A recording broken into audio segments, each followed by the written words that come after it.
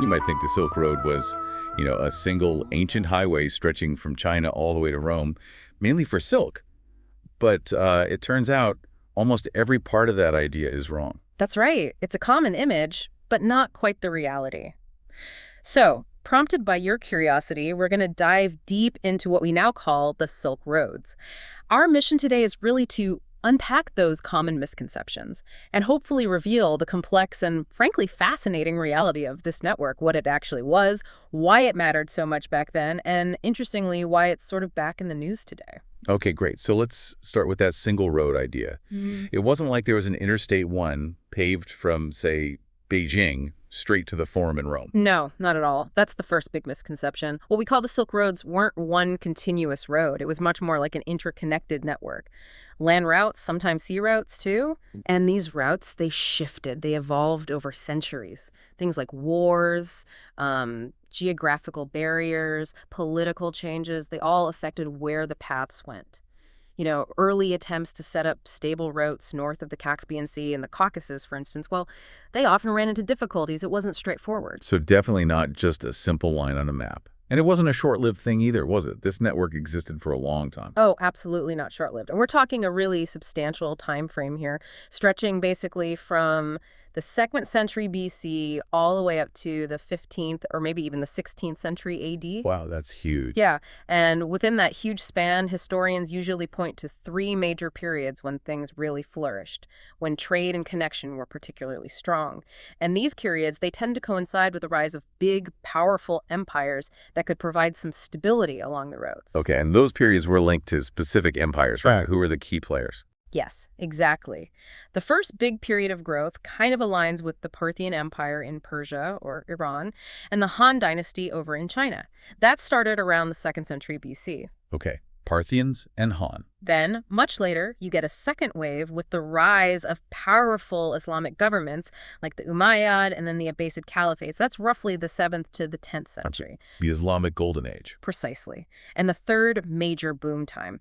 That came with the Mongol Empire in the 13th and 14th centuries when they controlled such a vast territory. The Pax Mongolica. Okay, so what actually kicked this whole thing off? What was the initial spark? Especially back in that first period with the Han and Parthians. Well, this is where it gets really interesting. The initial catalyst probably wasn't about trading luxury goods like silk, surprisingly enough. It seems to have been driven more by China's strategic needs. Specifically, the Han Dynasty really wanted these powerful Fergana horses. Horses? Yeah, horses. They saw them as crucial for their military, particularly to counter the threat from the Xiongnu tribes on their northern borders. So it started with a quest for better cavalry. Not necessarily for high fashion. Kind of, yeah. But you raise a good point. While that strategic need might have been the primary driver, those early exploratory missions, like Zhang Qian's famous journey, undoubtedly opened their eyes to what else was out there. They realized there were opportunities for trade, for exchange with the West, beyond just horses. Okay, so the horse quest accidentally opened the door for broader trade. Exactly. And as these routes started to develop, you saw these crucial oases popping up around the edges of that really harsh Taklamakan desert, places like Kashgar, Turfan, Khatan, names you might recognize.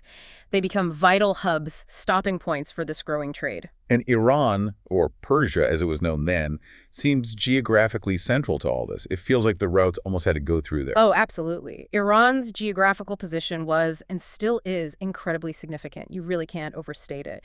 And even before the Silk Road was really a thing, the earlier Achaemenid Empire, think Cyrus, Darius had built extensive road networks like the famous Royal Road. Yeah. That existing infrastructure basically provided a foundation. It was already there.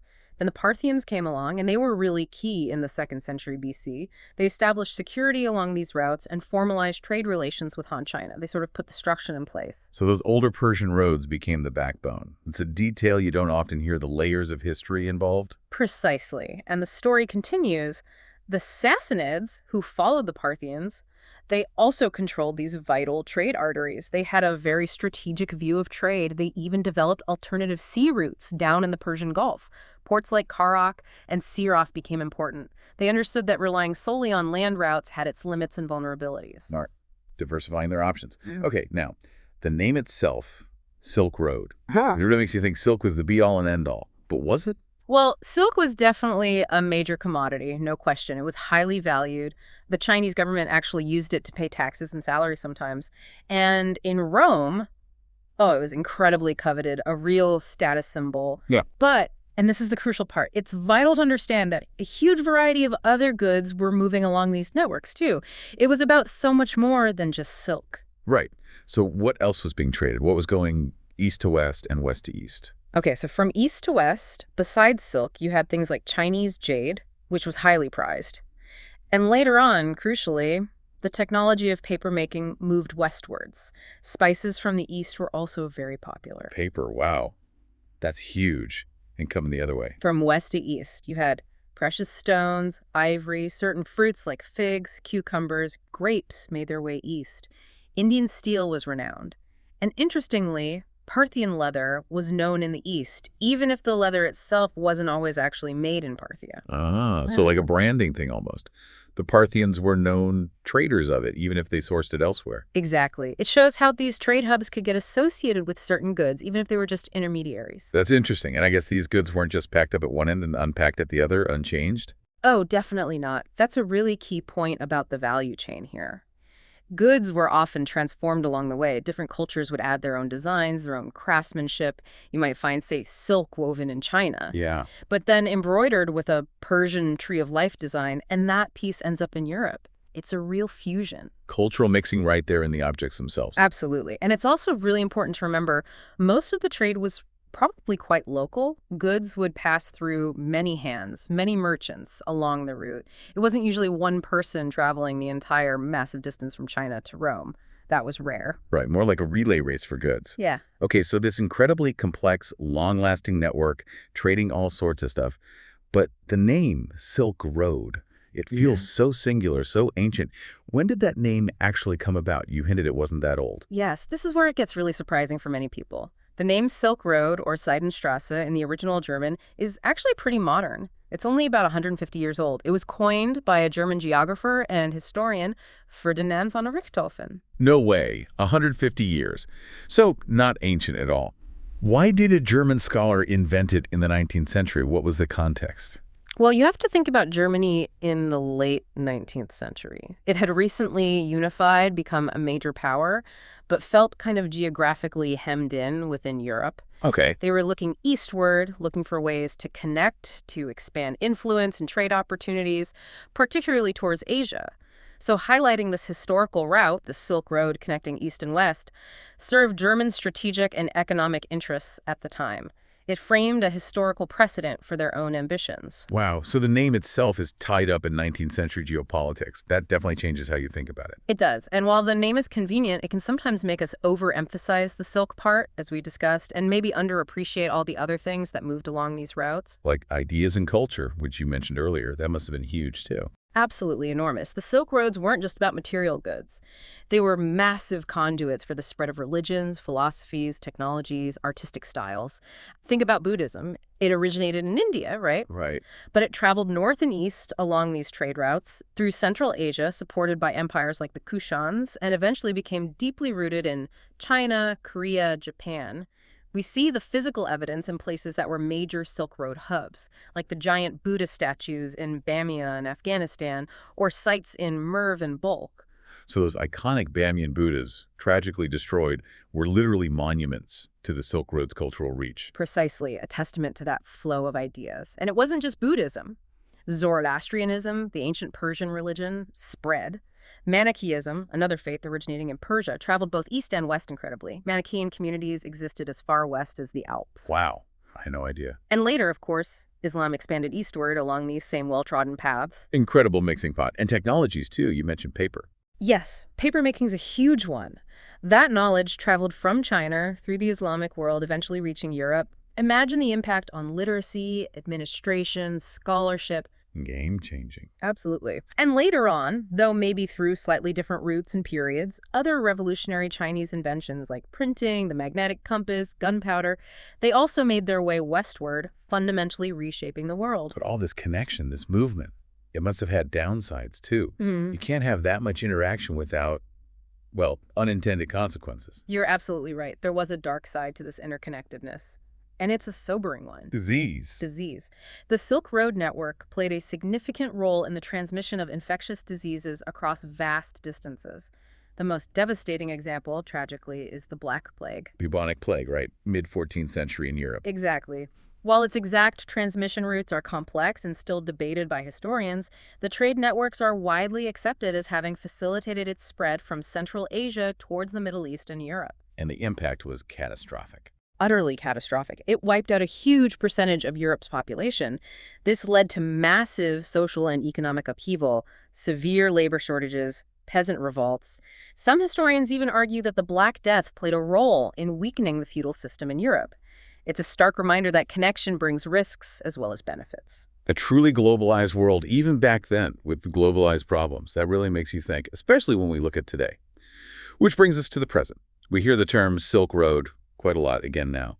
Why is it back in the headlines? Yeah, it's really had a resurgence in the popular imagination and, more importantly, in geopolitics. This is largely down to China's massive infrastructure and investment project, the Belt and Road Initiative, or BRI. Ah, the BRI, often called the New Silk Road. Exactly. It's explicitly framed by China as a modern-day revival of those ancient connections, linking Asia, Europe, Africa, and beyond through overland corridors, the Belt, and maritime routes, the Road. So this isn't just China feeling nostalgic for the Han Dynasty.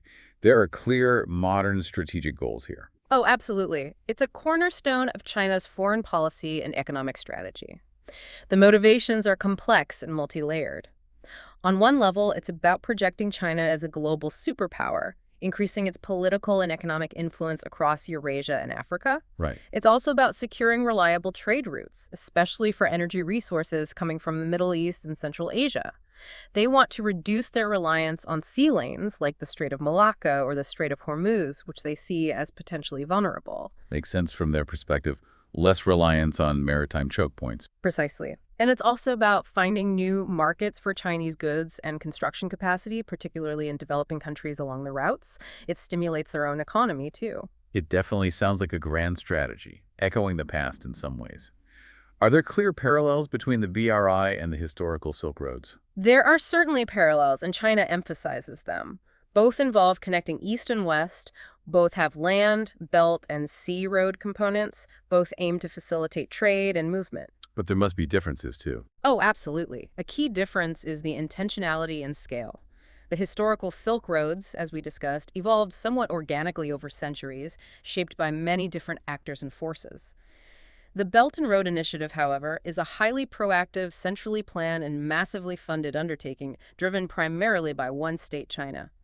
The level of directed investment is unprecedented. A much more top-down approach this time around. And how are other countries, other major powers, reacting to this huge initiative? It must be causing ripples. It definitely is. Reactions are varied, ranging from enthusiastic participation to deep skepticism and pushback. Major powers like the United States, India, Japan, and the EU are watching very closely.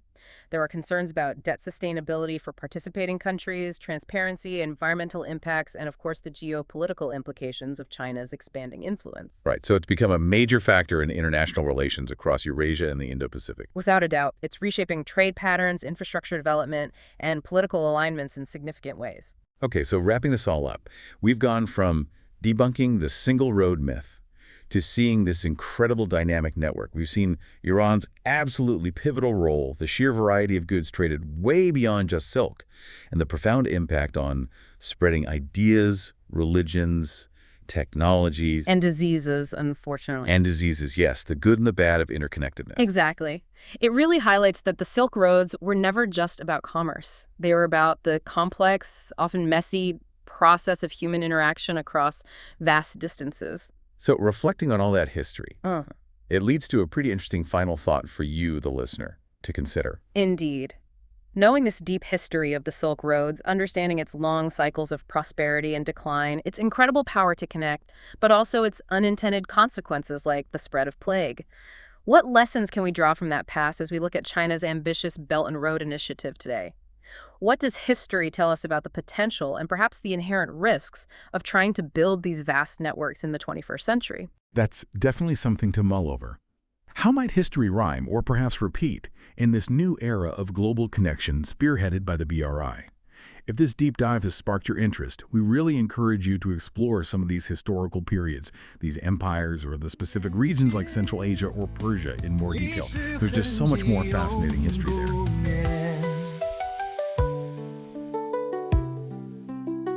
古道上驼铃声声响，